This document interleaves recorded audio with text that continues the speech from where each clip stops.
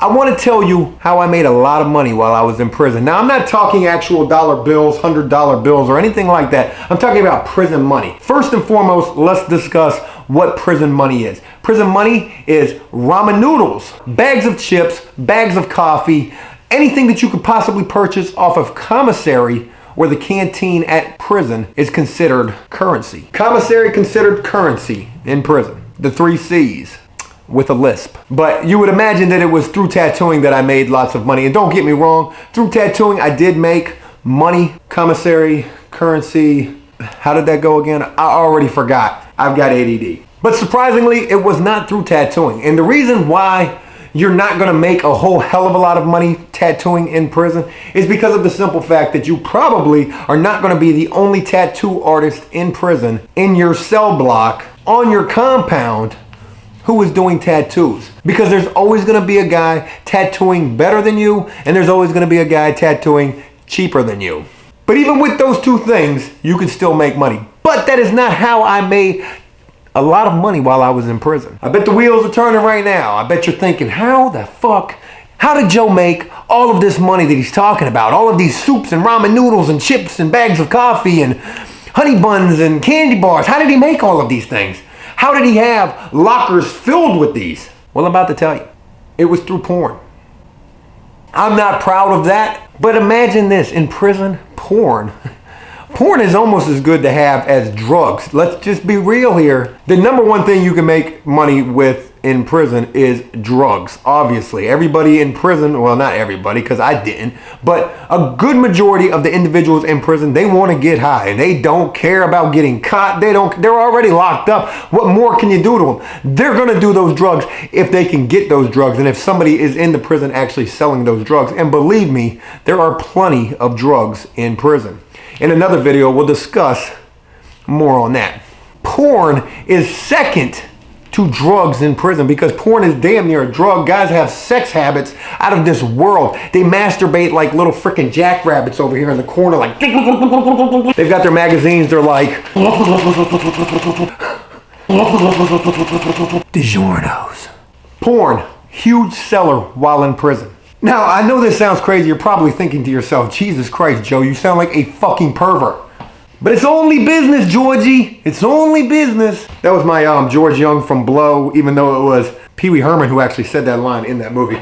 Allow me to explain how I became sort of a pornographic connoisseur, a porno kingpin while I was incarcerated.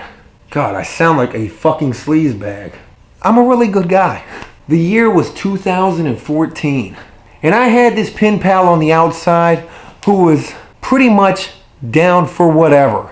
Had I told this pen pal, hey, I need you to come to the fence and take a fucking Nerf football, drill a hole in it, fill it up with weed, cigarettes, and cell phones, and toss that bitch like Aaron Rodgers 20 yards over the fence so I can get it.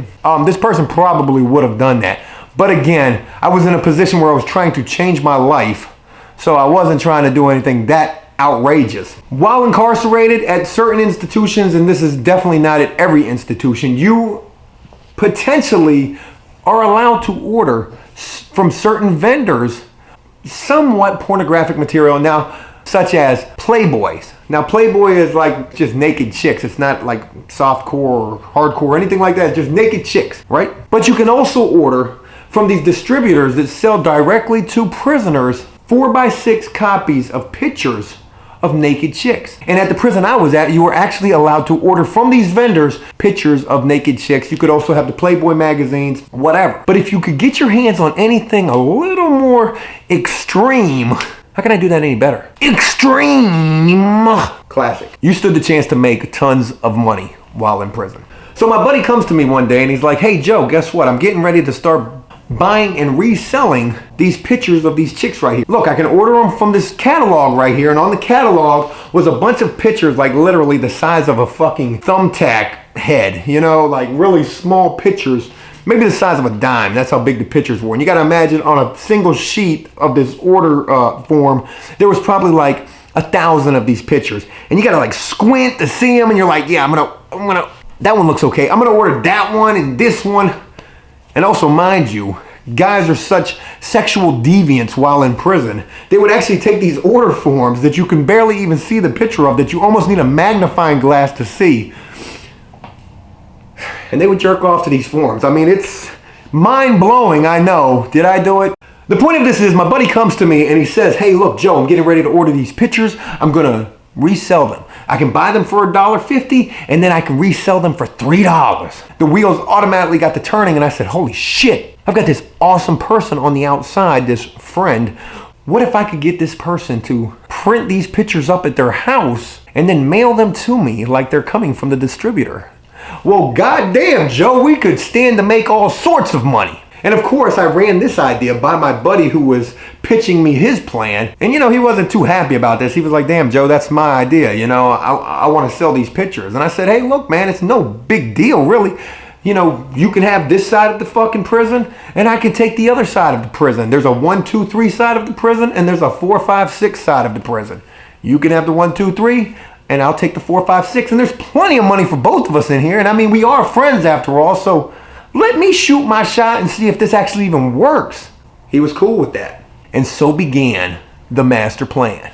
I immediately jumped on the phone and I said, hey, friend, person on the outside, I need some help. I've got this plan and it's going to involve a little bit of work. Are you down? And they said, yeah, sure, Joe, whatever. I don't know how to really put this to you, but do you think you could possibly print me up some pornographic pictures off of the computer and possibly crop the photos so that like all of the hardcore action is like just right off the edge of the picture? You can't really see it. I said, do you think you could do that for me? Sure, of course, Joe.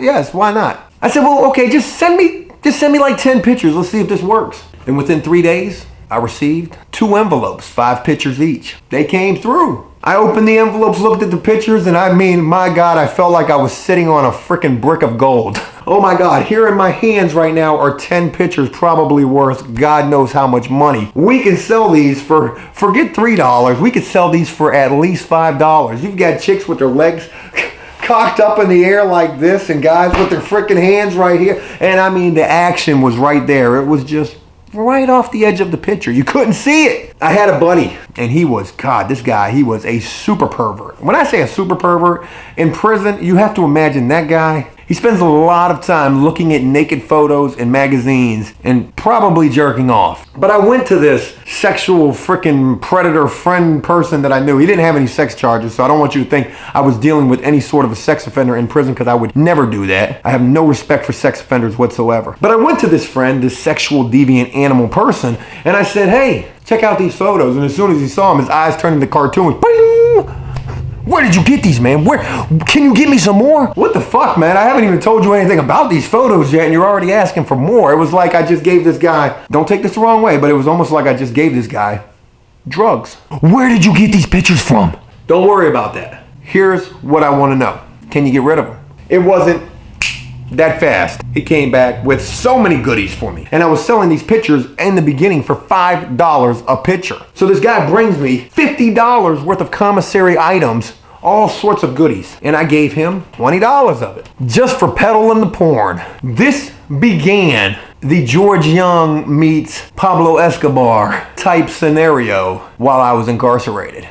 You're the man, huh? Who takes 50 kilos and make them disappear in one day. My porn peddling pandemic. The 3 Ps. I don't know where I'm coming up with these 3 of the same letter things, but let's just roll with it. I started making higher demands on the phone. Hey, I'm gonna need you to go find this girl. Can you find a girl with her feet hanging out? Can you find a girl who's pregnant? Oh my God. The request that I was getting for photos was just freaking insane. Hey, can you find a chick with a bush this big? Yeah, I mean, I'm sure I can. That's not the sound of masturbation. That's actually the sound of pictures being delivered to me. Cha-ching, cha-ching, cha-ching, cha-ching. I went from getting 10 pictures to over 150 pictures a week. 150 times 5, cha-ching, it's a lot of freaking money. And I was doing this weekly. I literally had guys calling home wanting to get money sent to me, which I would tell them, don't send it to me, send it to my friend. That way we could cover the cost of the photo paper and the ink cartridges, which were becoming outrageous. 150 photos a week at $5 a whop. This was insanity. Mail time. You could only get 5 pictures per envelope. And you have to imagine, I'm getting 50 pictures at a time, 3 times a week. Monday, Wednesday, Friday, like clockwork. 50 pictures, the CO would come into the cell block with a stack of mail like this. And they would go through the mail, and you have everybody standing around waiting and praying that their name is called for mail. God, I hope I get a letter today, you know. And they'd call a couple of names out. Johnson, Thomas, Ronaldo. And then all of a sudden it would be Guerrero. And these guys would just look at me like, oh my God, Joe, what the fuck? How are you getting all of this mail, man? They must love you out there. Well, they really don't. If you had any idea what this was, which was another hard thing, trying to keep all of this under wraps. So I would have to wait and make sure everybody was gone so I could go through the photos and start grouping the photos with who I needed to have take these photos to get rid of them for me. Because at this point, at 150 pictures a week, I literally had 2 or 3 different individuals getting certain types of girls and positions and just the craziest shit you could possibly imagine. The request I was getting for these photos. Oh my God. I felt dirty. I really did. But even dirty, I still made a good amount of money doing this. But like all good things that really aren't right or legal or good, especially in prison, they're bound to get fucked up. And of course, my little porn peddling paradise came crashing down one fateful day. It was sad. By this point, I had probably been peddling this porn for the 3 P's, for at least 3 months. I had made so much money in these 3 months, my life was just hands behind my head, feet kicked up, people just steadily bringing me money. I mean, that's what my life was during this whole operation. But throughout the course of this, there were certain times when pictures would get rejected. They have to come to the mailroom. These people who worked in the mailroom were actually female officers who were sitting here sifting through my...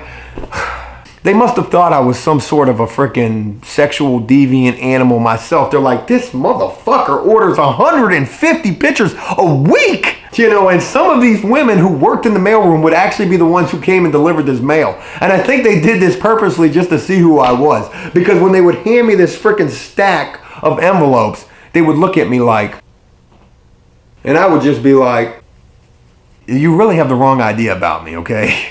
It's not me. I'm not that guy, all right? But certain pictures would get rejected. And when they got rejected, I would get a mail confiscation form telling me, your pictures have been rejected. And because of this, we are either going to send them back to the distributor or we are going to destroy them. So when I would get this mail confiscation form, I would have to haul ass the next day to property where I would have to handle this. Property is just a department in prison where prisoners can go and, you know, receive certain property that they've ordered or deal with any kind of disputes that they have. They call it property. But I went to property every time I got one of these forms and I said, hey, you know, you don't have to return those pictures. Just simply destroy them. That way the evidence is gone. But it just so happened that this one day I received one of these mail confiscation forms and it was on a Friday and I could not get to property on that Saturday because it was closed, and it must have been on that Saturday that they mailed the pictures back to the distributor. And when the distributor received those pictures, the distributor then contacted the prison and let the prison know these pictures weren't from them. I swear to God, I wish I would have kept this fucking form because it was absolutely classic. When I received this form, it simply said, it was written in big freaking dumb Sharpie letters. I guess they had been waiting to destroy my empire for 3 months now, thinking that I was the freaking king of porn. But hey, I was just a guy in prison making a lot of money. Big block letters written on this mail confiscation form. Not from the distributor. These are from your house. They crushed me. Surprisingly, nothing ever came of this. I was never put in segregation, which could have happened. They kind of just swept this thing under the rug. What did happen, unfortunately, I did completely crush the entire photo ordering opportunity for prisoners at this prison. Because of me, they no longer allow any prisoners to order from any sort of photo distribution service. I feel real bad about that. So yeah, porn in prison is a gold mine. Porn in prison. How I made quite a bit of money, thousands of dollars. in ramen noodles, soups, candy bars, bags of chips, and coffee, but currency nonetheless while incarcerated. Hey, look, I hope you enjoyed this story, and if you did so, please leave a like and a comment. Let me know exactly what you think. I do have to do some shout outs real quick before I end this. KMRTV, Physics of Gaming, I think that's right, Jack Flood, DJ Cupcake Blake. I'm just gonna go through my last video, find some names, and give you guys some love. Let's shout out Spades. Holy shit, this story was amazing. I love your videos, Joe. Keep it up. I really appreciate that. Let's shout out Joe Lank, Joe Locky, something like that. Put ads, bro. Put on ads, bro. You deserve the extra money. Huh. I do have ads on these videos, trying to sort out my AdSense and dealing with networks trying to get After Prison Show to sign with them. Long fucking story. Trying to just figure all of this shit out right now so that I can take this full time. But greatly appreciate your comment, Joe. Jonas Kolke. More Before Prison Stories, Trevor Townsend. They're definitely on the way. Until next time, enjoy life, the free world. Never take a moment for granted, and please make the most of every day.